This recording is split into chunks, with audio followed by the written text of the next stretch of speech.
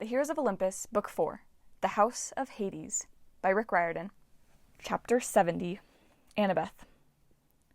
Destroy them. Annabeth had heard those words often enough that they shocked her out of her paralysis. She raised her sword and yelled, "Percy!" He snatched up Riptide.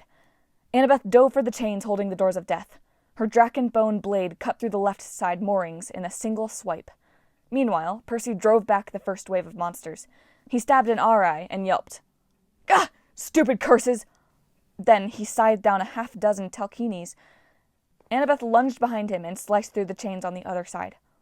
The doors shuddered, then opened with a pleasant ding. Bob and his saber-toothed sidekick continued to weave around Tartarus's legs, attacking and dodging to stay out of his clutches. They didn't seem to be doing much damage, but Tartarus lurched around, obviously not used to fighting in a humanoid body. He swiped and missed. More monsters surged toward the doors. A spear flew past Annabeth's head. She turned and stabbed an Impuza through the gut, then dove for the doors as they started to close. She kept them open with her foot as she fought. At least with her back to the elevator door, she didn't have to worry about attacks from behind. "Percy, get over here!" she yelled. He joined her in the doorway, his face dripping with sweat and blood from several cuts. "You okay?" she asked. He nodded. "Got some kind of pain curse from that Arai." He hacked a griffin out of the air. "It hurts, but it won't kill me. Get in the elevator. I'll hold the button." "Yeah, right!" She smacked a carnivorous horse in the snout with the butt of her sword and sent the monster stampeding through the crowd. "You promised, Seaweed Brain, we would not get separated ever again." "You're impossible." "Love you too." An entire phalanx of Cyclopes charged forward, knocking smaller monsters out of the way. Annabeth figured she was about to die.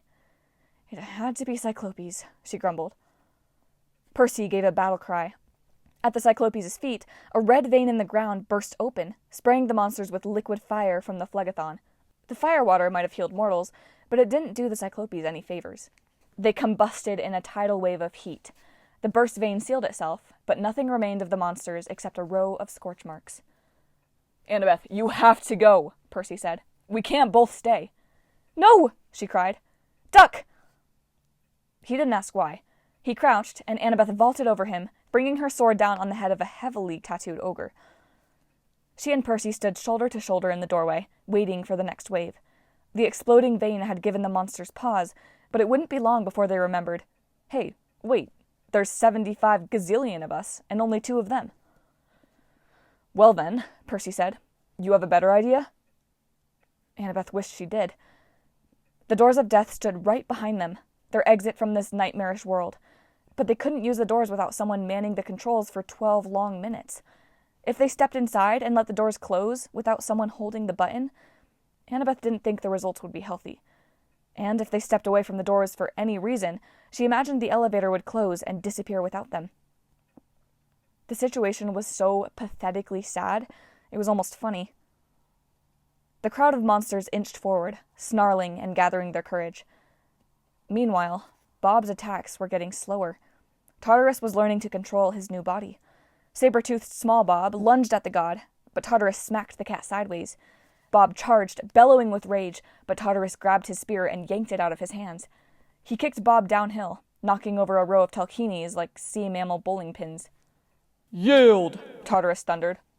"I will not," Bob said. "You are not my master."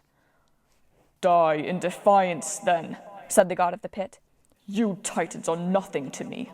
My children, the giants, were always better, stronger, and more vicious. They will make the upper world as dark as my realm." Tartarus snapped the spear in half. Bob wailed in agony. Saber-toothed small Bob leaped to his aid, snarling at Tartarus and baring his fangs. The titan struggled to rise, but Annabeth knew it was over.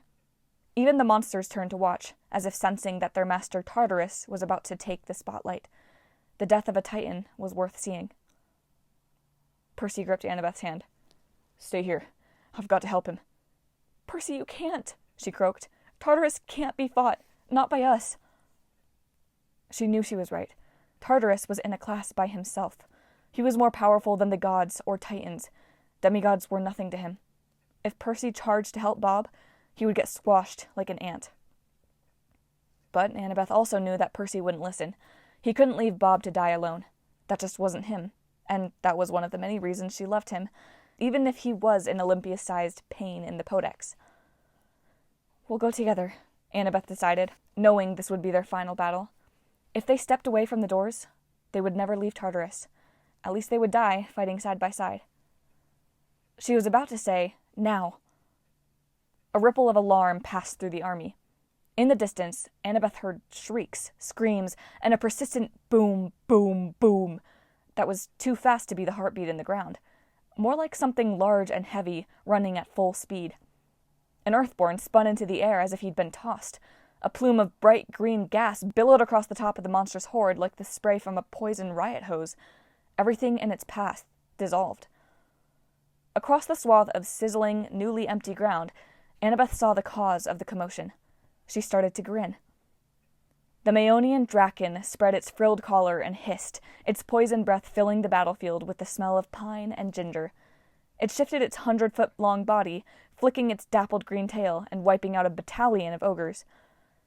Riding on its back was a red-skinned giant with flowers in his rust-colored braids, a jerkin of green leather, and a draken-ribbed lance in his hand. "Tomasin!" Annabeth cried. The giant inclined his head. "Annabeth Chase, I took your advice. I chose myself a new fate.